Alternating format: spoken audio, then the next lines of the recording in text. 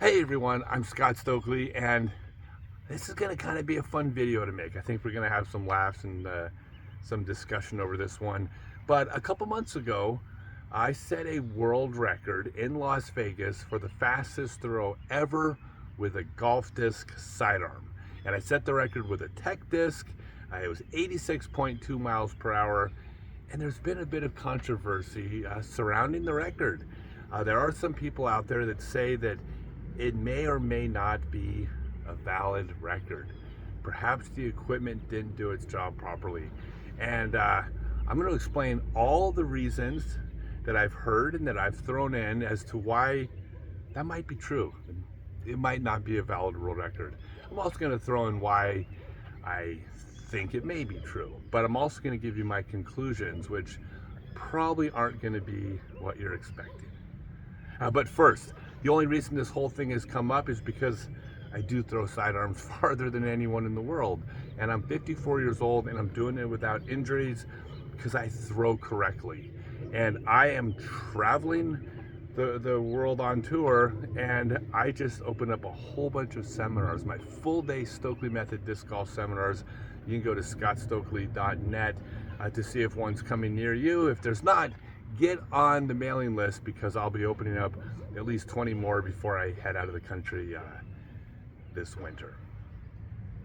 All right, so here's what happened. We go to Las Vegas. Now, I've previously thrown what I think was the world record with a TechDisc. I've thrown 83 miles per hour, but generally I hover around 79 to 80. But of course, just like with a pitcher in baseball, sometimes you get a hold of it. So I've occasionally thrown 81 or 82, and I have hit 83. But that's the fastest that I've thrown my sidearms. So I show up to Las Vegas and I say, let me get a couple warm-up throws in, and I throw my first throw. I throw it firm. I'm throwing it hard, but I'm not warmed up, and it wasn't 100%. And it came out at 86.2 miles per hour. Okay? I mean, at this point here, that's what TechDisc said. It's a record. It's valid. It counts. But my initial thoughts were I was a bit suspicious because if I peak out at 82 to 83, but I'm not warmed up and I just hit 86.2, is there something off here? Now, the reason why I thought the argument why it may be valid is everyone in the sport knows this. We've gone out to the course and we've thrown shots where we didn't give it 100%. We threw it firm, but not 100%. And we just got a hold of it. The timing synced up perfectly, and the disc just went farther, even though we didn't try to muscle it with everything. So my thought was possibly this is the case.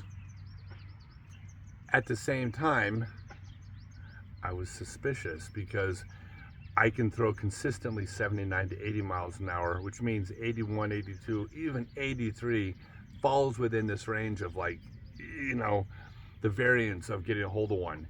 86.2 seemed a little bit too big, but I was enjoying listening to people talking about it. Controversy be damned. TechDisc said I set the record. It's valid. It counts. So now I'm at the OTB. I'm talking to the creator of TechDisc, and he tells me, that as consistent as this is, it's technology, and it can glitch at times. It can be off. Now, you throw the TechDisc 100 times, it's going to give you the right results, 98 of those 100 times. I mean, I don't get paid by TechDisc, and I'm giving it my full endorsement for sure. But it's technology. Sometimes things glitch, especially if they're mechanical. So, here's my conclusion. I think it probably glitched. I hate to say it. I would love to have an 86.2 mile per hour throw.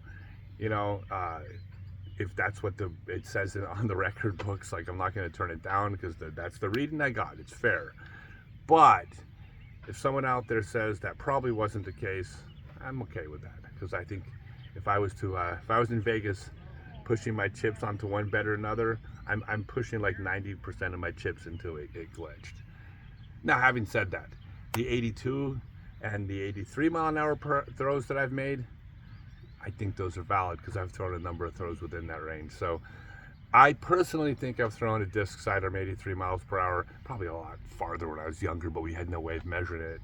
But as a 54-year-old man, pretty happy with the 83. But if someone comes around and throws 184 with the sidearm, I personally and emotionally and honorably will concede that they've thrown a sidearm faster. All right, one more reminder. If you want to learn how to throw sidearms farther than you've ever thrown them before without injuries, come to one of my full-day disc golf seminars. There's a full list of events at scottstokely.net. Get on the wait list because more events will be announced. And if I'm not coming to your town, or if you don't feel like waiting, I teach a 6-month online class called Become a Complete Disc Golfer, which is something I'm extremely proud of. Same information, online form reviews, it's interactive, it's really cool. So, but other than that, I think the haters weren't really haters. I think they actually made a valid point this time, and I concede. All right, thanks, guys.